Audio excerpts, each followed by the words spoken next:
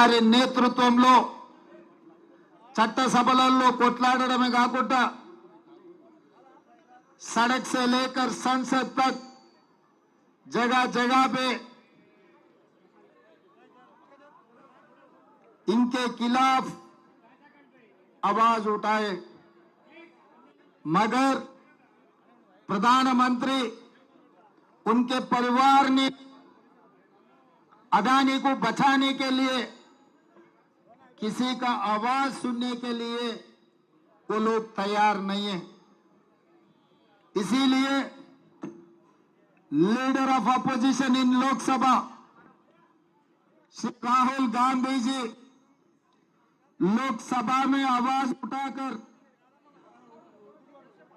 इनके खिलाफ कार्रवाई करने के लिए जॉइंट पार्लियामेंट्री कमेटी के लिए इन्होंने डिमांड किए, मगर नरेंद्र मोदी जवाब देना छोड़कर 4 दिन पहले ही राज्यसभा लोकसभा बंद कर बाहर भाग गए।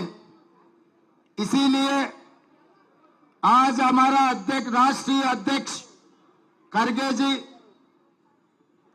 हमारे नेता राहुल गांधी जी ने ऐलान किया हर प्रदेश में ईडी ऑफिस के सामने धरना कर इस देश को कैसे अदानी प्रधानी लूट रहे ये बात जनता के सामने रखने के लिए ऐलान किए।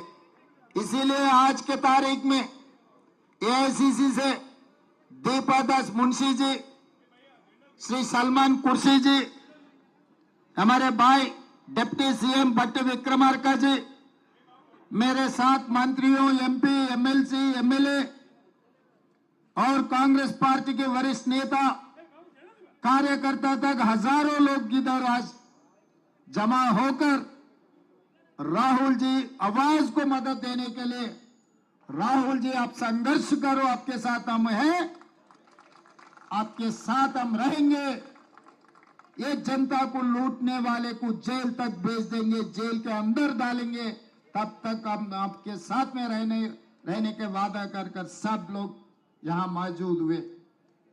मित्रुलारा ఈ రోజు ప్రధానమంత్రి గారు పదే పదే రైల్వే స్టేషన్ లో నేను చాయ్ అమ్మి దేశానికి ప్రధానమంత్రిని అయినా అని చెప్తుంటారు। అలాంటి పేదల కష్టాలు తెలిసిన వ్యక్తి ప్రధానమంత్రి అయితే తప్పకుండా పేదలకు మేలు జరుగుతుంది, దళితులు, గిరిజనులు, బలహీన వర్గాలు, మైనారిటీలకు ప్రభుత్వం యొక్క సంక్షేమ పథకాలు అందుతాయని దేశమంతా భావించింది। కానీ 2014లో ప్రధానమంత్రిగా నరేంద్ర మోడీ గారు బాధ్యత తీసుకున్న తర్వాత ఈ రోజు వెనక్కి తిరిగి చూస్తే 1947 ఆగస్టు 15 తారీఖు నుంచి దేశ స్వతంత్రం వచ్చినప్పటి నుండి 2014 వరకు దాదాపుగా 66-67 సంవత్సరాలు ఈ దేశం 55,000 కోట్ల రూపాయల అప్పులు చేస్తే నరేంద్ర మోడీ గారు 11 సంవత్సరాలలో 1,15,000 కోట్ల రూపాయల అప్పులు ఈ దేశం మీద తీసుకొచ్చి పెట్టిండు। ఇవాళ దాదాపుగా భారతదేశం 1,83 లక్షల కోట్ల రూపాయలు ఈ రోజు అప్పుల్లో ఉంటే ఒక్క నరేంద్ర మోడీ గారి నాయకత్వంలోనే 16 మంది ప్రధానమంత్రులు చేసిన దానికంటే 2 అంతల అప్పులు తీసుకొచ్చి దేశాన్ని అప్పుల ఊబిలో ముంచెండు। ఇవాళ దేశ ఆర్థిక వ్యవస్థను చిన్నాభిన్నం చేయడమే కాకుండా ఆనాడు చేసే అప్పుల కంటే 2 ఇంతలు చేసి ఈ దేశంలో వారు నిర్మించింది కానీ వారు తీసుకొచ్చింది కానీ లేదు। ఆనాడు పండిత్ జవహర్లాల్ నెహ్రూ గారు education and irrigation is our priority అని వారి దేశంలో ఉన్న యూనివర్సిటీలన్నిటినీ సెంట్రల్ యూనివర్సిటీ నుంచి మొదలు పెడితే ఈ దేశంలో ఉన్న పేదలు చదువుకునే అన్ని యూనివర్సిటీలను ఆనాడు పండిత్ జవహర్లాల్ నెహ్రూ గారే మొదలుపెట్టిండ్రు.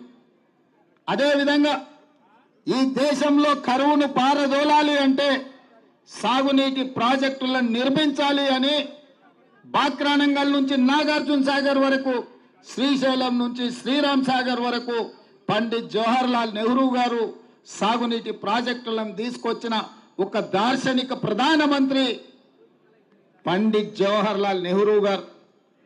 ఆ తర్వాత శ్రీమంతులకే అందుబాటులో ఉన్న బ్యాంకులను భూస్వాముల దగ్గర, జామీందారుల దగ్గర, జాగీర్దారుల దగ్గర వేలాది లక్షలాది ఎకరాల భూములను, బ్యాంకులను జాతీయకరణ చేసి పేద ప్రజలకు బ్యాంకులను అందుబాటులోకి తీసుకొచ్చి పేదలకు అప్పులు ఇచ్చే విధంగా బ్యాంకులను తీర్చిదిద్దిన నాయకురాలు ఇందిరా గాంధీ గారు. అదేవిధంగా సీలింగ్ యాక్ట్ తీసుకొచ్చి జాగీర్దారులు, జమీందారుల దగ్గర ఉన్న కోట్లాది ఎకరాల భూములను ప్రభుత్వం గుంజుకొని దళితులకు, గిరిజనులకు అసైన్మెంట్ పట్టాల పేరు మీద, పోడు భూముల పట్టాల పేరు మీద శ్రీమతి ఇందిరా గాంధీ పేదలకు భూములనిచ్చి వాళ్ళ ఆత్మగౌరవాన్ని పెంచి ఈ రోజు దేశంలో ఎస్సీ ఎస్టీల దగ్గర భూములు ఉన్నాయంటే శ్రీమతి ఇందిరాగాంధీ గారు చేసిన సాహసోపేతమైన నిర్ణయం. ఈ రోజు పేదల దగ్గర భూములు ఉన్నాయి. అదేవిధంగా మన ప్రధానమంత్రి రాజీవ్ గాంధీ గారు ఉన్నప్పుడు ఆనాడు ఇండస్ట్రియల్ రెవల్యూషన్ రావాల్సిన సందర్భంలో ఇండస్ట్రియల్ రెవల్యూషన్ రాలేదు. ఈ దేశంలో పరిశ్రమలు ఆశించిన మేరకు నెలకొల్పలేదు. ఇప్పుడు సాంకేతిక యుగం మారింది. 21వ శతాబ్దంలోకి మనం వెళ్తున్నాం కాబట్టి ఆనాడు కొంత ఇండస్ట్రియల్ విప్లవంలో వెనుకబడ్డాం. ఈరోజు కంప్యూటర్ విప్లవం, కంప్యూటర్ రెవల్యూషన్ రావాలి దేశంలో అని చెప్పి ఈ దేశానికి కంప్యూటర్ని పరిచయం చేసి సాంకేతిక నిపుణులనిచ్చి ఇవాళ టెలికాం వ్యవస్థను అభివృద్ధి పదం వైపు నడిపించి ఇవాళ ఈ దేశం ప్రపంచంతో పోటీ పడుతుంది. అమెరికాలో సిలికాన్ వ్యాలీ మన చేతుల్లో ఉంది అని అంటే శ్రీ రాజీవ్ గాంధీ గారు తీసుకొచ్చిన సాంకేతిక విప్లవం అన్న సంగతి ఈరోజు మనం చర్చించుకోవాలి. అదేవిధంగా స్థానిక సంస్థలలో ఈరోజు ఇక్కడనే మా మేయర్ గారు ఉన్నారు, చాలా మంది ప్రజాప్రతినిధులు ఉన్నారు. ఇక్కడ మహిళల చేతిలో అధికారం ఉన్నప్పుడే, పరిపాలన ఉన్నప్పుడే పాలన బాగుపడుతుంది, ప్రజాస్వామ్యం మనుగడ సాధిస్తుందని మహిళా రిజర్వేషన్లని దేశంలో మొట్టమొదటి స్థానిక సంస్థలలో ప్రవేశపెట్టి రాజీవ్ గాంధీ గారు పునాదులు వేసిండ్రు. కాబట్టి ఈ రోజు వారి ఆలోచన విధానం ఈ దేశంలో చట్టసభలలో కూడా మహిళా రిజర్వేషన్లు ఇవ్వడానికి పునాదులు వేసిందన్న సంగతి ఈ రోజు మనం చర్చించుకోవాలి. అదేవిధంగా పివి నరసింహారావు గారు సరళీకృత విధానాలు తీసుకొచ్చి ఆర్థికంగా ఈ దేశాన్ని బలోపేతం చేసి అభివృద్ధి పదం వైపు నడిపించడానికి ప్రపంచానికి మార్గదర్శకంగా మనకు పివి నరసింహారావు గారు నిలబడ్డారు. ఈ విధంగా ఈ దేశాన్ని పండిత్ జవహర్లాల్ నెహ్రూ గారు, లాల్ బహదూర్ శాస్త్రి గారు, ఇందిరా గాంధీ గారు, రాజీవ్ గాంధీ గారు, అదేవిధంగా మన తెలంగాణ బిడ్డ పివి నరసింహారావు గారు ఎంతో విజ్ఞతతో భవిష్యత్తును ఆలోచన చేసి భవిష్యత్ తరాల కోసం ప్రాణ త్యాగాలే చేయడమే కాకుండా ఈ దేశం యొక్క ప్రణాళికలు రచించి అన్ని రంగాలలో ఈ దేశాన్ని ముందుకు నడిపించారు. మరి 2014లో నరేంద్ర మోడీ గారు అధికారంలోకి వచ్చిండు. నేను ఇవాళ అడుగుతున్న భారతీయ జనతా పార్టీ నాయకులను, ఆనాడు గుజరాత్ నుంచి నరేంద్ర మోడీ అమిత్ షా గుజరాత్ నుంచి బయలుదేరితే ఆనాడు స్వతంత్రానికి స్ఫూర్తినిచ్చిన మహాత్మా గాంధీ, అదేవిధంగా సర్దార్ వల్లభాయ్ పటేల్ కూడా గుజరాత్ నుంచే వచ్చి ఈ దేశ స్వతంత్రంలో అత్యంత క్రియాశీలక పాత్ర పోషించారు. ఆనాడు స్వతంత్ర పోరాటంలో ప్రపంచంలోనే గుజరాత్కు ఒక గొప్ప గుర్తింపు, గౌరవాన్ని మహాత్మా గాంధీ గారు వల్లభాయ్ పటేల్ గారు తీసుకొస్తే 2014లో అదే గుజరాత్ నుంచి ఇవాళ నరేంద్ర మోడీ అమిత్ షా బయలుదేరి ఎంత అంతరం ఎంత వ్యత్యాసం ఆ ఇద్దరిని చూస్తే ప్రపంచమే నమస్కరించే విధంగా ఉంది. ఈ ఇద్దరిని చూస్తే ప్రపంచాన్ని దోసుకునే వ్యక్తులుగా ఇవాళ ప్రపంచం ముందర కనిపించింది. హమ్తో హమారే దో అని ప్రకటనలు చూసేది. నరేంద్ర మోడీ అమిత్ షా కలిసి అదానీ అంబానీలను ఈరోజు గుజరాత్ నుంచి తీసుకొచ్చింది. ఈరోజు గుజరాత్ నుంచి వచ్చిన ఒక నలుగురు నరేంద్ర మోడీ గారు, అమిత్ షా గారు, అదానీ గారు, అంబానీ గారు ఈ నలుగురు ఈ దేశాన్ని చేతబట్టి దుష్ట చతుష్టయం ఈరోజు ఈ దేశాన్ని దోసుకుంటున్నారు. దోపిడీలో భాగంగానే సెబీ చైర్పర్సన్ గారు పాల్పడ్డ తప్పిదాల మీద విచారణ చేయండి, తక్షణమే ఆవిడను తొలగించండి, ఆవిడైనా రాజీనామా చేయాలి సెబీ చైర్పర్సన్ గా, లేకపోతే కేంద్ర ప్రభుత్వమే ఆవిడను తొలగించాలి అని మన నాయకుడు రాహుల్ గాంధీ గారు, మల్లికార్జున్ ఖర్గే గారు డిమాండ్ చేశారు. ఆ పని చేయలేదు. ఆ పని చేయనప్పుడు జరిగిన అవకతవకల మీద లోక్సభ రాజ్యసభలో జాయింట్ పార్లమెంటరీ కమిటీని వేయండి అని కాంగ్రెస్ పార్టీతో పాటు ఇండియా కూటమి డిమాండ్ చేసింది. ఈ డిమాండ్ను అమలు చేయకపోను 4 రోజుల ముందే పార్లమెంటును వాయిదా వేసుకొని ఇవాళ భారతీయ జనతా పార్టీ ప్రభుత్వం పరారైపోయింది. అందుకే ఈరోజు ప్రజల దగ్గరికి వెళ్ళి ప్రజల సంపద ఏ విధంగా లక్షలాది కోట్ల రూపాయల దోపిడీ జరిగిందో ఈడీ కార్యాలయాల ముందు ఈడీ విచారణ జరగాలి. ప్రతి రాష్ట్రంలో ఈడీ అధికారులకు మీరు రిప్రజెంటేషన్ ఇచ్చి ఈ జరిగిన వేల లక్షల కోట్ల రూపాయల దోపిడీ మీద ఈడీ విచారణ జరగాలి, మీరు వెళ్ళి నిరసన తెలపండి అని చెప్పి మా పార్టీ అధ్యక్షుడు పిలిపించాడు. ఈరోజు మనమందరం మీద కాంగ్రెస్ పార్టీ అధ్యక్షుడు పిలుపు మేరకు ఈడీ కార్యాలయం ముందు గంటల కొద్ది నిరసన తెలిపి ఈరోజు దేశ ప్రజలకు మనం చెప్పదలుచుకున్నాం, ఈ జాతి సంపద పేదలకు చెందాల్సింది కేవలం 2 వ్యక్తులకు దోషపెడుతున్నారు. మరో 2 వ్యక్తులన్న సంగతి ఇవాళ ప్రపంచానికి చెప్పాలి, ప్రపంచానికి తెలవాలి అని ఈ రోజు మనం నిరసన కార్యక్రమంలో కూర్చున్నాం. ఇది అధ్యక్షుడు ఇచ్చిన పిలుపు కాబట్టి తెలంగాణ రాష్ట్రానికి ముఖ్యమంత్రి అయినా నేను కూడా మీలాక సామాన్యమైన కాంగ్రెస్ పార్టీ కార్యకర్తని కాబట్టి వేలాది మంది కార్యకర్తల మధ్య ఇక్కడ కూర్చొని ఈ నిరసన కార్యక్రమంలో పాల్గొనడానికి పార్టీ పిలిపిస్తే ముఖ్యమంత్రి అయినా ప్రధానమంత్రి అయినా ఎంత గొప్ప పదవిలో ఉన్నా పార్టీ పిలుపు మేరకు నిరసన కార్యక్రమాలలో పాల్గొనాల్సిందే. అధ్యక్షుడు ఆదేశం మేరకు ఇవాళ ముఖ్యమంత్రిని అయినా నేను ఇక్కడికి వచ్చి నిరసన కార్యక్రమంలో కూర్చున్నా. ఇది ప్రజా సంపద దోపిడీ. ఈ దోపిడీని అడ్డుకోవాల్సిన బాధ్యత ప్రతి కాంగ్రెస్ పార్టీ కార్యకర్త మీద ఉన్నది. అందుకే మిత్రులారా, ఇవాళ ఈ దేశం భారీ మూల్యాన్ని చెల్లిస్తుంది. ఈ దేశానికి భారతీయ జనతా పార్టీ ముప్పుగా మారింది. ఈ దేశంలో భారతీయ జనతా పార్టీని తొలగించాల్సిన బాధ్యత ప్రతి ఒక్క కాంగ్రెస్ పార్టీ కార్యకర్త మీద ఉన్నది.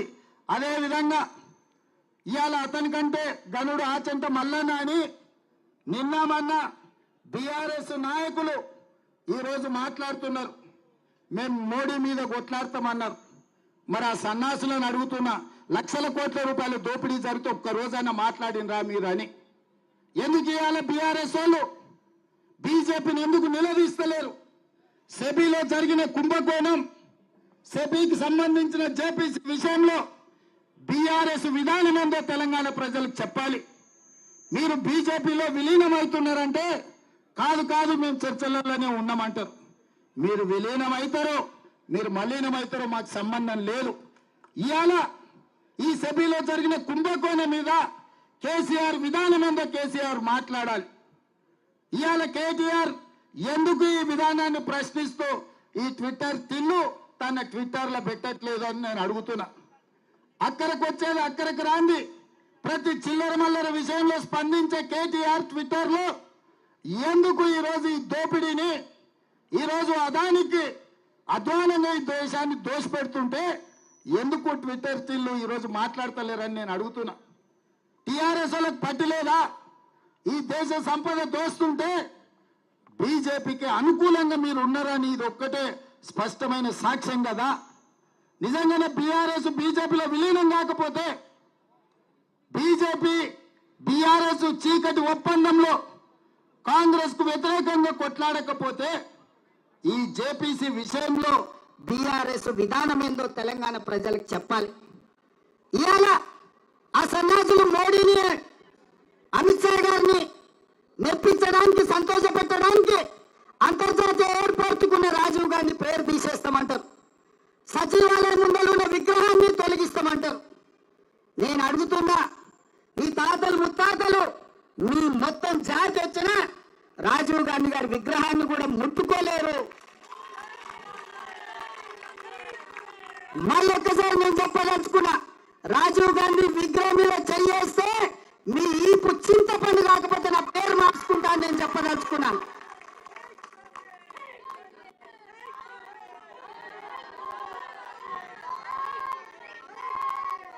ఆసామాసిగా అల్లా తప్పగా అక్కడ ఎవరో ఆ విగ్రహం పెడుతున్నారని మీరు అనుకుంటారేమో. మేమే పెట్టినాం. ఒక పక్కన అమరవీరుల స్తూపం, ఇంకొక పక్కన తెలంగాణకు పరిపాలన అందించే సచివాలయం, ఆ మధ్యలో రాజీవ్ గాంధీ విగ్రహం. లక్షలాది మంది దేశం యొక్క స్వతంత్రం కోసం, ఈ దేశ సంపదను కాపాడే ప్రతి యువతకు ఆదర్శంగా ఉండే వ్యక్తి రాజీవ్ గాంధీ. అందుకే వారి విగ్రహాన్ని అక్కడ పెట్టుకున్నాం. నక్లెస్ రోడ్డు మీదకి వచ్చే లక్షలాది మంది రాజీవ్ గాంధీ గారిని చూసి, వారి విగ్రహాన్ని చూసి స్ఫూర్తి పొందాలి. వారి విధానాలు తెలంగాణ రాష్ట్రానికి స్ఫూర్తినివ్వాలి. తెలంగాణ రాష్ట్రం అభివృద్ధి పదం వైపు నడపాలి అన్నది మా ఆలోచన. అటు పక్కన అంబేద్కర్ విగ్రహం, ఇటు పక్కన ఇందిరాగాంధీ గారి విగ్రహం, ఇంకొక పక్కన పివి నరసింహారావు గారి విగ్రహం. లేని విగ్రహం వల్ల రాజీవ్ గాంధీదే. అందుకే ఈ లక్షలాది మంది కాంగ్రెస్ పార్టీ కార్యకర్తల ఆలోచనలో భాగంగా మా ప్రభుత్వం, మా మంత్రివర్గం అక్కడ రాజీవ్ గాంధీ గారి విగ్రహం పెట్టినాం. ఎవడు తొలగిస్తాడో రావాలి, తారీఖు చెప్పాలి అని చెప్పి నేను చెప్పదలుచుకున్నా.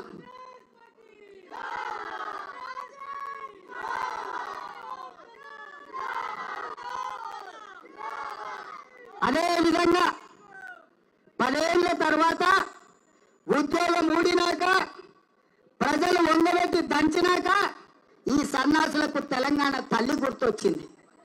అక్కడ తెలంగాణ తల్లి వెళ్తే బాగుంటుందని. మనకేమో ప్రజలకేమో తెలంగాణ తల్లిని పెట్టాలంటున్నాడు. ఆయననేమో మా అయ్య పోతే మా అయ్య విగ్రహం పెట్టుకుందాం అనుకున్నాం, రాజీవ్ గాంధీ విగ్రహం ఎట్లా పెట్టారు అంటాడు.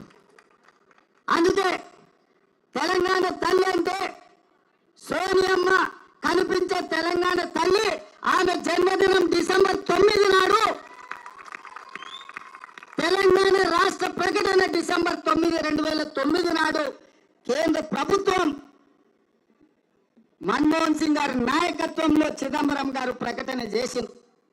అక్కడ ఇక్కడ కాదు, ఈ రాష్ట్ర పరిపాలనను అందిస్తున్న సచివాలయం లోపట, బయట ఎక్కడో కాదు, సచివాలయం లోపట డిసెంబర్ 9 నాడు తెలంగాణ తల్లి విగ్రహం పెట్టే బాధ్యత మేము తీసుకుంటాం. ఈ సన్నాసులు 10 ఏళ్ళ అధికారంలో ఉన్న తెలంగాణ తల్లి విగ్రహం పెట్టలే. 10 నెలల లోపలనే తెలంగాణ తల్లి విగ్రహాన్ని పెట్టి ఆ తెలంగాణ తల్లికి నిజమైన వారసులమని నిరూపించుకునే బాధ్యత ప్రతి కాంగ్రెస్ పార్టీ కార్యకర్తలని నేను చెప్పదలుచుకున్నా. అందుకే మిత్రులారా, ఇవాళ మనం రైతు రుణమాఫీ చేస్తే రైతులను రెచ్చగొట్టాలని వాళ్ళ కార్యకర్తలు రైతుల ముసుగులో ధర్నాలు చేస్తారు. నేను ఒక్కటే మాట చెప్పదలుచుకున్నా, ఏ రైతుకు రుణం రాకపోయినా, రుణం మాఫీ కాకపోయినా, ఏ రైతుకు ఏ సమస్య ఉన్నా ప్రతి కలెక్టర్ కార్యాలయంలో అధికారులను కౌంటర్ వేసి కూర్చోబెట్టి మీ సమస్యలు అక్కడ చెప్పుకోండి, వాటిని పరిష్కరించి మీకు రుణమాఫీ చేస్తామని చెప్పినాం. ఆల్రెడీ మా ఆర్థిక మంత్రి బట్టి విక్రమార్క గారు నేను 18,000 కోట్ల రూపాయలు వ్యవసాయ శాఖ ఖాతాలో వేసినాం. అక్కడి నుంచి ప్రతి రైతుకు పంపించండి. మిగతా 12,000 కోట్ల రూపాయలు కూడా 2 లక్షల పైన ఉన్న వాళ్ళను మీరు 2 లక్షల పైన ఉన్న ఏదైతే బకాయిందో బ్యాంకు కట్టండి, మిగిలిన 2 లక్షల రూపాయలు మేము కడతామని చెప్పినాం.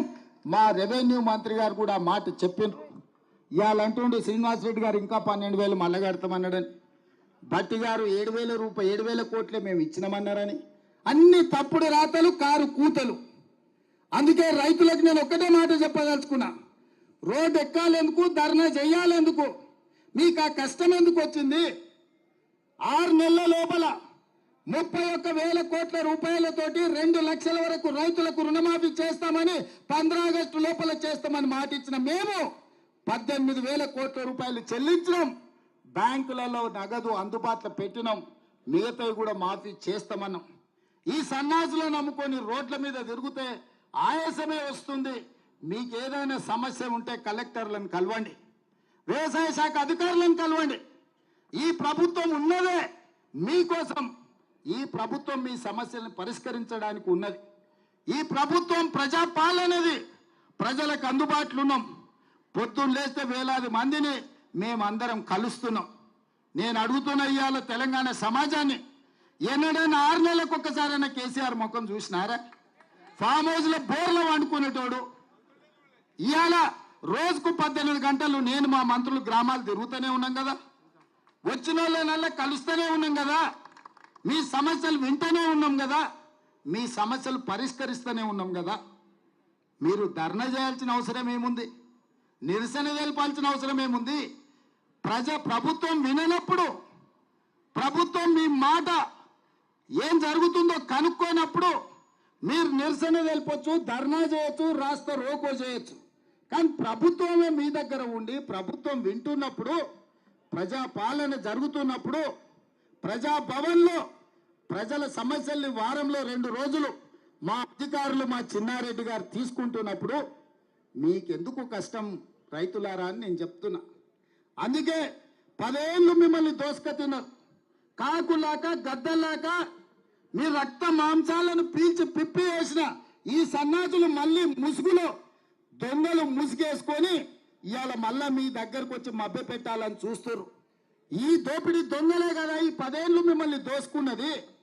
ఈ కేసీఆర్, ఈ హరీష్ రావు, ఈ రామారావే కదా మిమ్మల్ని కొల్లగొట్టింది. ఆ కొల్లగొట్టిన సన్నాసులను 6 నెలల కింద మీరే కదా బొందబెట్టింది. మరి ఆ బొందబెట్టిన వాళ్ళను మళ్ళా గ్రామాలకు ఎట్లా రాణిస్తుండ్రు మీరు ఒక్కసారి ఆలోచన చేయమని రైతులకు విజ్ఞప్తి చేస్తున్నా. మాయ చెయ్యాలని, మిమ్మల్ని మోసం చెయ్యాలన్నదే వాళ్ళ ఆలోచన. 10 ఏళ్ళలో వాళ్ళు ఇచ్చింది ఎంత, 10 నెలల్లో మేము ఇచ్చింది ఎంత? అమరవీరుల స్తూపం దగ్గర చర్చ చేద్దాం రాండి. రాజీనామా చేయాల్సి వస్తుందని తాటి సెట్టు లెక్క పెరిగిండు కానీ ఆయన పారిపోయి వాళ్ళ కొత్త మాటలు చెప్తుండు. అందుకే సిద్దిపేటలో మా మైనంపల్లి పోయిండు, రా మాట్లాడదాం ఏందో చూద్దామని. అటు యాంకల్లో కూడా పోలే. ఇక నెక్స్ట్ మళ్ళీ జగన్న ఉన్నాడు, జగన్న వస్తాడు తొందరలోనే సిద్దిపేటకి, జగన్న దోల్తా. వాళ్ళు ఏంటంటే అబద్ధాలన్నీ సోషల్ మీడియాలో పెడతారంట. గట్లనే నరేంద్ర మోడీ గారు వాట్సాప్ యూనివర్సిటీలో పెట్టిండు, 400 అన్నాడు. నేను ఆయననే చెప్పిన 240 అవునా? ఒక్క సీట్ అని ఎక్కువ వచ్చిందా? సరిగ్గా గంతే వచ్చింది. రెండోసారి చెప్పిన పార్లమెంట్ ఎన్నికల్లో వచ్చినప్పుడు నువ్వు శాతనైతే మొనగాను అయితే ఒక సీటు గెలువురా అబ్బా అని అన్నానా? సేవలనే కదా నేను అన్నది. బీఆర్ఎస్కి ఒక్క సీటు కూడా పార్లమెంటు దక్కని అని. ఆ మాట మీద కాంగ్రెస్ పార్టీ కార్యకర్తలు 7 ఇట్లలో డిపాజిట్లు పోగొట్టారు, 15 ఇట్లలో 3వ స్థానానికి నెట్టారు. ఇది కాంగ్రెస్ శక్తి, కాంగ్రెస్ పార్టీ కార్యకర్తల శక్తి. అందుకే ఈరోజు మీకు వచ్చేసారి ఆ 39లో 9 కూడా మిగిలవని చెప్పి ఆ సన్నాసులకు చెప్పదలుచుకున్నా. 10 ఏళ్ళు ఎలుగబెట్టిందని, 10 ఏళ్ళు తెలంగాణను తలగబెట్టినోడు 10 నెలలు కాకముందే ఈ ప్రభుత్వం మీద పడి ఏడుస్తున్నాడంటే కాంగ్రెస్ పార్టీ కార్యకర్తలు గ్రామాలలో ప్రజలకు వివరించాల్సిందిగా కోరుతున్నా.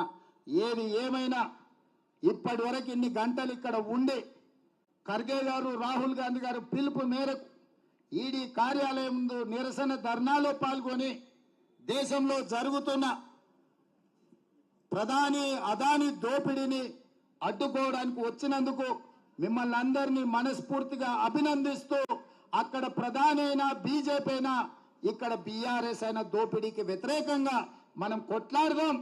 కార్యకర్తలందరూ అప్రమత్తంగా ఉండండి. మేమందరం అందుబాటులో ఉంటాం. మన అందరం కాంగ్రెస్ పార్టీ కార్యకర్తలం, కాంగ్రెస్ కుటుంబం మీ అందరికి అండగా నిలబడి ఈ కార్యక్రమాలను ముందుకు తీసుకెళ్దామని తెలియజేస్తూ మీ అందరి దగ్గర సెలవు తీసుకుంటున్న మిత్రులారా, జై కాంగ్రెస్, జై జై కాంగ్రెస్. సూర్యుడు మన రేవంతన్నా నిగ్గదీసి